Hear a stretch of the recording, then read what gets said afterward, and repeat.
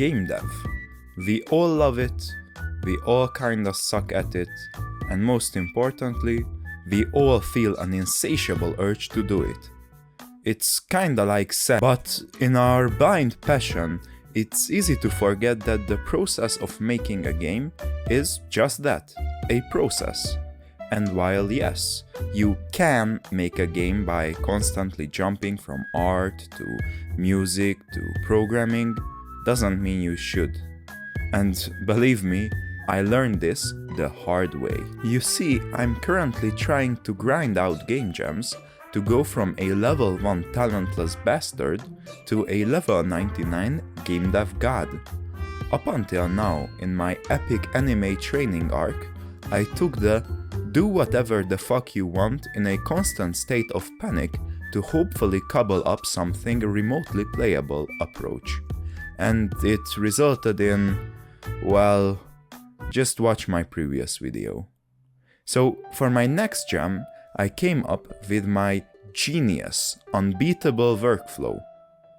Because I'm mainly doing the jams to practice, I decided to do each part in order of how much I feel the need to improve in them. The end result was do the music first, because last time that kicked my ass the most, then art, because I'm only better in that department by a very slight margin, and stick programming in the very end, because my programming is not good per se, but compared to the other two, I'm practically hacker man. This is the plan. Okay, now here's how it actually went down. I joined my shortest jam so far, the DTG game jam, which has the length of just 36 hours. The theme was one room, which made me think of maybe one of the most under-discussed indie gems, Fury. Seriously, this game deserves to be recognized as one of the indie greats, like Ultra Kill or Undertale. For those of you who haven't played it, first off, go and buy it, it's like $15 or something. Secondly, here's the gist.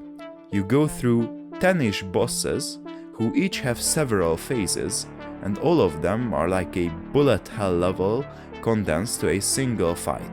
It's so great. And enough talk about the bosses. What can you do in Fury? I'm glad you asked. You can shoot, slash, dash, and that's kinda it. Yeah, compared to the batshit insane bosses, the controls are quite limited. But that's a good thing for me, since I should be able to replicate them in a reasonable time. Yeah, if you haven't figured it out already, I plan to make a Fury-style boss fight. So, into the music.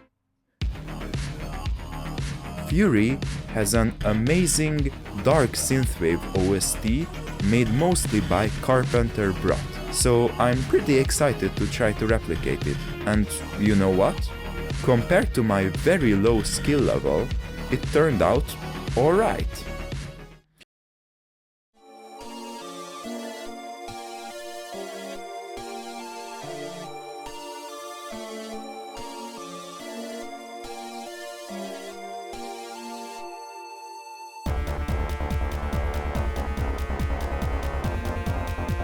Of course, compared to the originals, it's basically reverbed fart.mp3, but I actually kinda like it.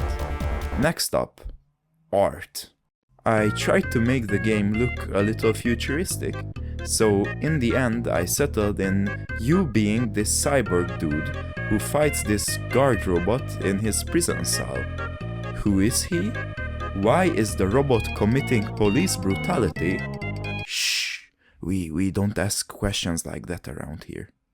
After that, I was getting kinda tired, so I decided to call the day and go to bed.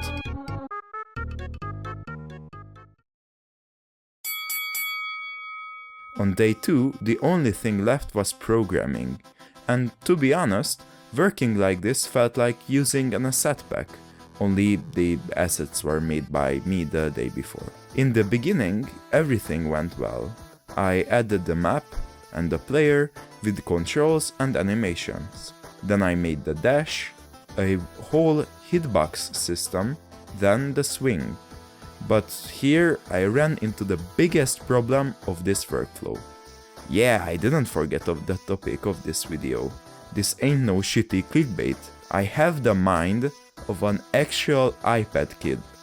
Because of this, my attention span does the thing YouTube restricts you for mentioning after like 4 hours of doing the same thing. From here on out, I was consistently catching myself fidgeting, scrolling Instagram, or just plainly hitting the 1,000-mile stare for like half an hour straight.